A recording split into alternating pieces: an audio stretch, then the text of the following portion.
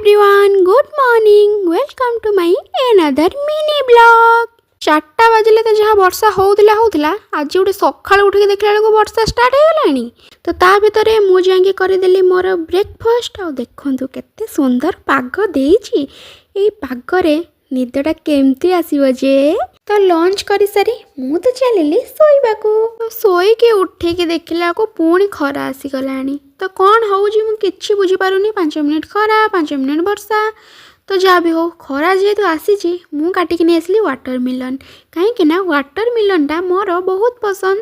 ଆଉ ସାଙ୍ଗମାନେ ଆପଣମାନେ ମୋତେ କହିବେ କି ବର୍ଷା ପାଗଟା କାହାକୁ କାହାକୁ ଭଲ ଲାଗେ। ମୋତେ ତ ଛୋଟବେଳୁ ହିଁ ବର୍ଷା ପାଗ ଭଲ ଲାଗେନି।